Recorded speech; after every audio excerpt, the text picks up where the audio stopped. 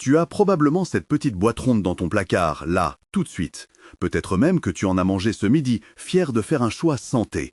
C'est pratique, c'est rapide, c'est censé être bourré de protéines maigres et excellent pour le cœur. On nous le répète depuis les années 80, mangez du poisson pour votre mémoire. Tu penses bien faire, mais il y a une erreur critique dans ce raisonnement. Une erreur invisible qui pourrait être en train de saboter silencieusement tes années dorées.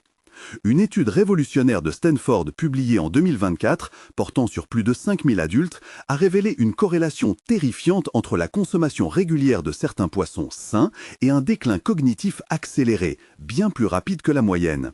Ce n'est pas juste une question de manger trop gras, c'est une question de toxicité pure.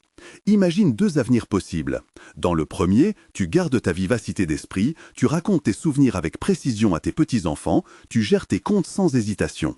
Dans le second, un brouillard épais s'installe, les noms s'effacent, l'équilibre devient précaire et tu perds lentement cette autonomie qui t'est si chère. La différence entre ces deux avenirs pourrait tenir à ce que tu vas apprendre dans les prochaines minutes. Nous allons décortiquer ensemble, étape par étape, ce qui se cache vraiment sous ce couvercle en métal. Je vais te révéler pourquoi l'étiquette premium est souvent un piège coûteux, pourquoi la manière dont tu égouttes ta boîte est une catastrophe nutritionnelle, et surtout, je vais te donner la clé, le secret ultime que 99% des gens ignorent. Il existe un antidote naturel, un aliment minuscule que tu peux ajouter à ton assiette pour neutraliser le poison avant même qu'il n'atteigne ton cerveau. C'est une astuce chimique fascinante que ton médecin a probablement oublié de te mentionner. Reste avec moi jusqu'à la toute fin, car ce dernier point, cette combinaison alimentaire spécifique, est littéralement l'assurance vie de tes neurones. Sans cette information, tous tes efforts pour manger sainement pourraient être vains. Commençons par le commencement. Pourquoi ce poisson si populaire est-il devenu un sujet d'inquiétude pour les plus de 55 ans? Ce n'est pas le poisson lui-même le coupable originel, c'est son environnement. Le thon n'est pas une sardine, ce n'est pas un petit poisson inoffensif qui broute tranquillement des algues. C'est un prédateur, un chasseur vorace, un loup des océans. Pour atteindre sa taille impressionnante, un thon doit manger. Et il mange beaucoup. Il dévore des milliers de petits poissons, des calmars, des crustacés tout au long de sa vie. C'est ici que le piège de la nature se referme sur nous. Nos océans, malheureusement, sont devenus le déversoir de notre ère industrielle. Les centrales à charbon, les mines, les usines rejettent du mercure dans l'atmosphère, qui retombe ensuite dans l'eau avec la pluie. Dans l'eau, ce mercure se transforme en méthylmercure. C'est une forme organique, vicieuse, qui se lie facilement aux grasses et aux muscles des êtres vivants. Les petits poissons en absorbent une trace infime. Rien de grave pour eux. Mais quand le thon mange 10 000 petits poissons, il garde tout le mercure de chacun d'eux. C'est le principe implacable de la bioaccumulation. Le thon agit comme une éponge géante à toxines. Il concentre le poison. Quand tu ouvres cette boîte, tu ne manges pas seulement un filet de poisson.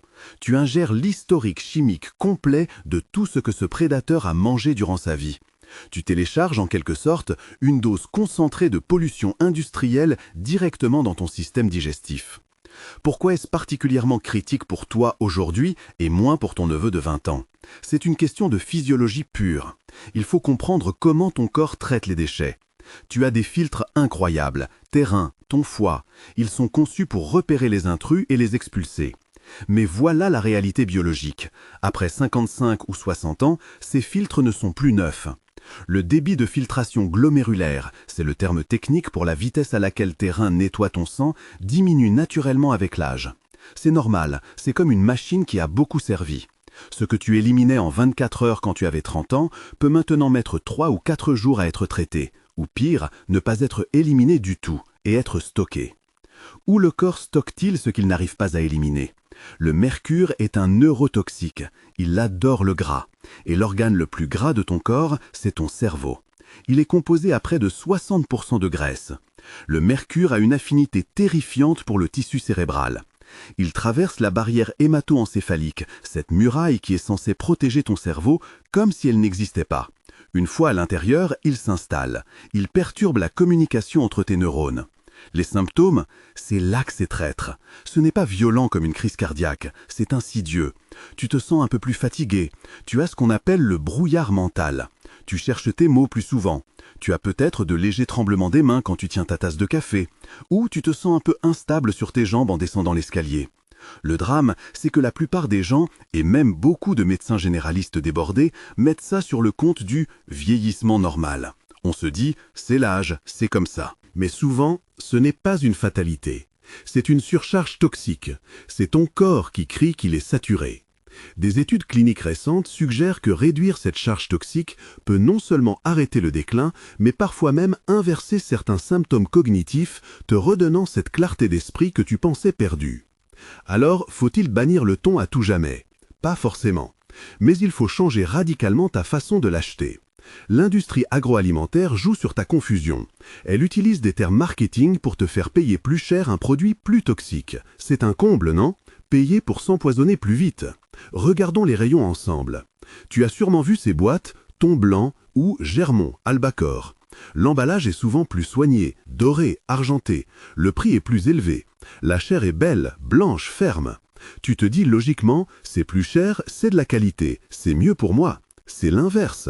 Le Germont est un thon énorme. Il vit longtemps, il nage loin, il mange énormément. C'est le roi de l'accumulation de mercure. Le thon blanc contient en moyenne 3 fois plus de mercure que les autres espèces. 3 fois! C'est une bombe à retardement pour un organisme vieillissant. En pensant te faire plaisir avec un produit luxe, tu accélères l'accumulation toxique. À côté, tu as le thon Listao, ou thon léger, skipjack. Souvent moins cher, considéré comme le bas de gamme. Sa chair est plus rosée, plus friable, un peu plus forte en goût. Mais ce poisson est beaucoup plus petit. Il vit moins longtemps. Il n'a pas eu le temps de se charger autant en métaux lourds. C'est le choix le moins pire. Si tu dois absolument manger du thon, c'est vers lui qu'il faut se tourner, et non vers le blanc. C'est une de ces rares situations où le produit le moins cher est en réalité le meilleur pour ta santé à long terme. C'est contre-intuitif, mais c'est la réalité scientifique. Mais le type de poisson n'est que la première pièce du puzzle. Il y a un deuxième piège, tout aussi dangereux, mais pour une raison totalement différente. C'est le liquide dans la boîte, l'huile ou l'eau. C'est un débat qui semble anodin, mais qui a des répercussions massives sur ton niveau d'inflammation corporelle. L'inflammation, c'est le feu qui brûle en silence dans ton corps. C'est ce qui fait grincer tes articulations le matin, c'est ce qui fatigue ton cœur, c'est ce qui accélère le vieillissement de tes cellules. Beaucoup de gens choisissent le thon à l'huile. C'est moins sec, disent-ils, ça a plus de goût. C'est vrai, mais regarde l'étiquette. Quelle huile est utilisée? De l'huile d'olive extra vierge pressée à froid de haute qualité? Jamais! C'est presque toujours de l'huile de tournesol, de soja ou une huile végétale générique ultra transformée. Ces huiles sont des bombes à oméga 6. Tu as sûrement entendu parler de l'équilibre oméga 3 par oméga 6. Pour faire simple, les oméga 3, ceux du poisson, sont les pompiers. Ils éteignent le feu de l'inflammation. Les oméga 6, ceux de l'huile de tournesol bon marché, sont les pyromanes. Ils allument le feu. Notre alimentation moderne est déjà saturée de pyromanes. Nous avons trop d'oméga 6. En achetant du thon à l'huile, tu prends un aliment censé t'apporter des pompiers, mais tu le noies dans une mer de pyromanes. Tu annules littéralement les bienfaits cardiaques du poisson. Et voici l'erreur tragique que je vois faire tout le temps. Tu achètes ce thon à l'huile, tu ouvres la boîte et tu vas au-dessus de l'évier pour presser le couvercle et vider l'huile parce que tu veux faire attention aux calories. Tu penses être malin, mais sais-tu ce qui se passe chimiquement à ce moment-là? Les oméga 3 du poisson sont liposolubles. Cela veut dire qu'ils se mélangent au gras. Pendant les mois où la boîte est restée sur l'étagère, les bons oméga 3 du thon ont migré hors de la chair pour se mélanger à l'huile végétale.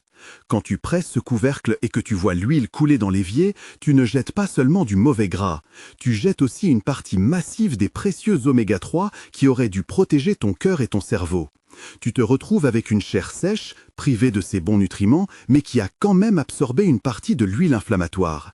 C'est la double peine, c'est du gâchis nutritionnel et financier. La solution est d'une simplicité biblique. Achète toujours, sans exception, du thon au naturel, c'est-à-dire à l'eau. L'eau et l'huile ne se mélangent pas. Les oméga 3, qui sont des graisses, restent sagement bloqués à l'intérieur de la chair du poisson. Ils ne s'échappent pas dans l'eau. Quand tu vides l'eau, tu ne perds rien. Tu gardes les protéines, tu gardes les bons gras et tu n'ajoutes aucune inflammation inutile. Si tu trouves ça trop sec, c'est toi qui contrôles la suite. Ajoute un filet de ta propre huile d'olive vierge, celle que tu as dans ta cuisine, celle qui est riche en polyphénol et bonne pour tes artères. C'est toi le chef, pas l'industriel. Maintenant, parlons fréquence. C'est souvent là que le bas blesse. On aime les routines, le sandwich thon mayo du mardi midi, la salade niçoise du vendredi soir. Mais ton corps n'est pas une machine infinie, il a un seuil de tolérance. Passé 55 ans, la règle de sécurité doit être stricte pour éviter le débordement de la baignoire. Voici la règle du chiffre 3. Pour le thon blanc, le germon, si tu ne peux pas t'en passer, limite-toi strictement à 3 boîtes. Par mois. Oui, par mois, pas par semaine.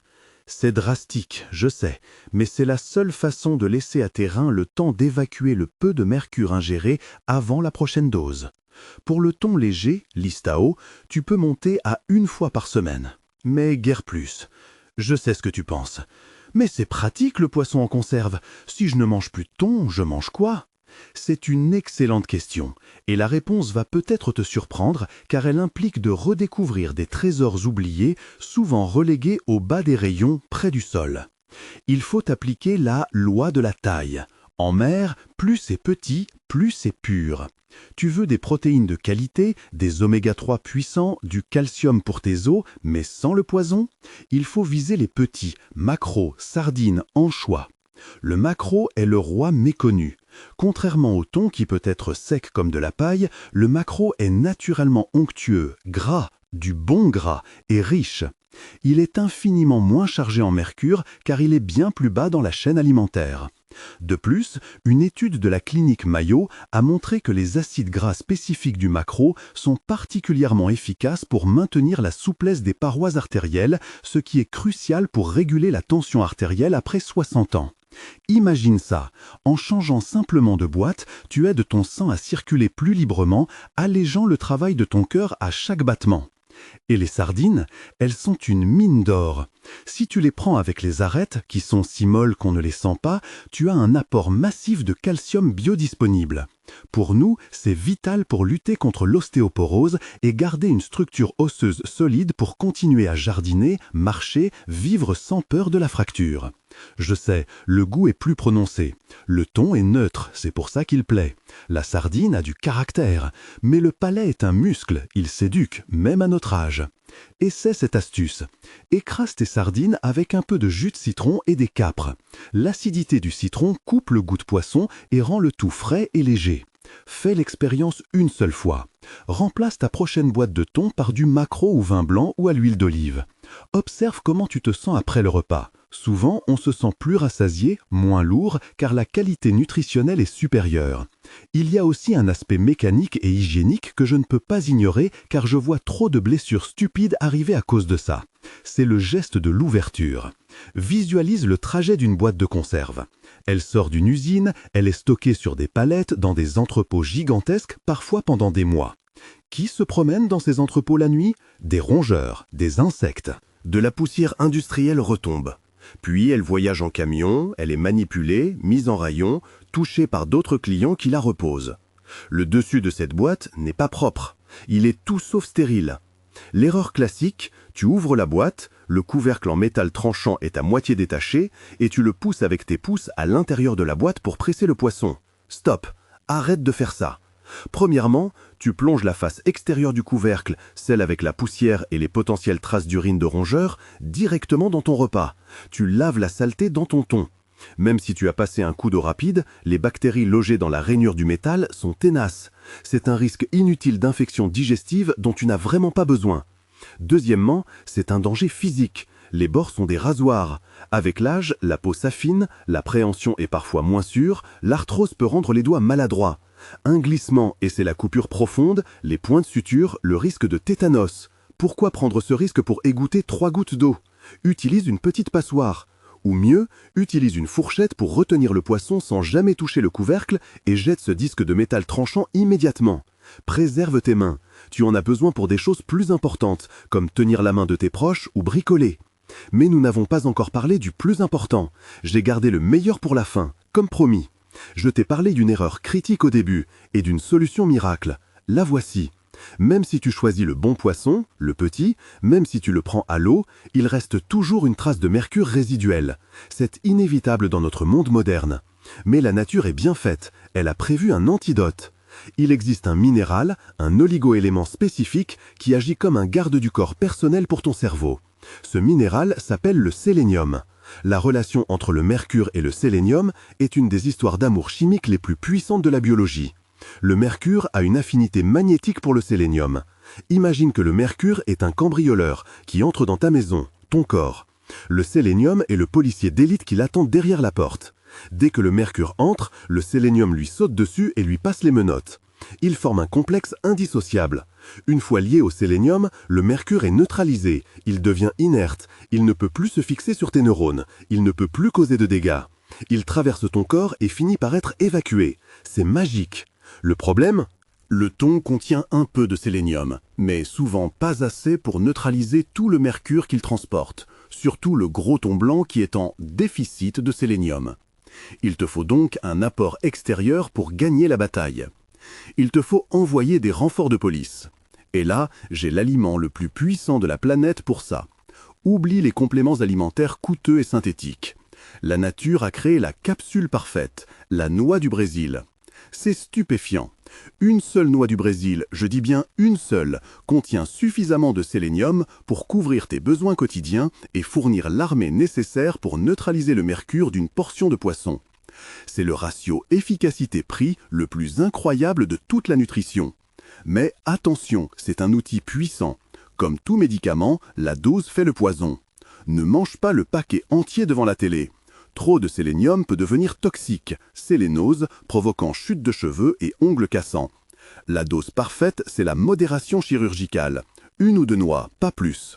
Voici ton nouveau rituel, celui qui va tout changer. Achète un petit paquet de noix du Brésil. Garde-le à côté de tes boîtes de conserve. Le jour où tu décides de manger du poisson, prends une noix. Tu peux la croquer telle quelle en apéritif, ou mieux, la râper sur ta salade ou ton plat de poisson comme du parmesan.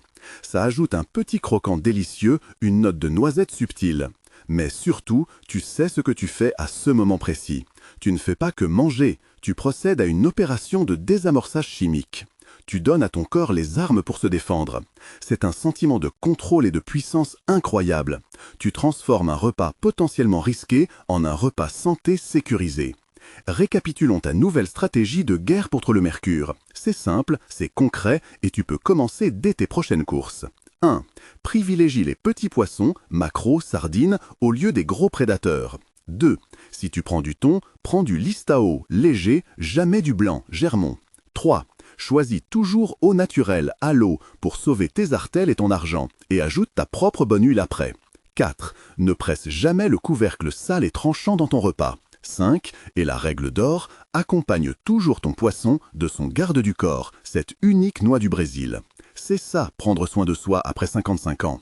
Ce n'est pas faire des régimes drastiques ou courir des marathons, c'est la connaissance. C'est comprendre comment ton corps fonctionne et ajuster de petits détails qui, accumulés sur 10 ou 20 ans, font la différence entre une vieillesse fragile et une longévité robuste et joyeuse. Tu as maintenant le savoir, tu as le pouvoir de choisir. Mais attention, le thon n'est pas le seul faux ami dans ta cuisine. Il y a 5 autres aliments que tu considères probablement sains, que tu manges peut-être tous les matins et qui cachent des secrets inflammatoires capables de ruiner tes articulations et ta digestion. J'ai préparé une vidéo complète et détaillée spécialement sur ce sujet. C'est la suite logique de celle-ci. Elle s'affiche juste là, à l'écran. Clique dessus maintenant et allons ensemble faire le ménage dans ton frigo pour de bon. Ta santé n'attend pas. À tout de suite de l'autre côté.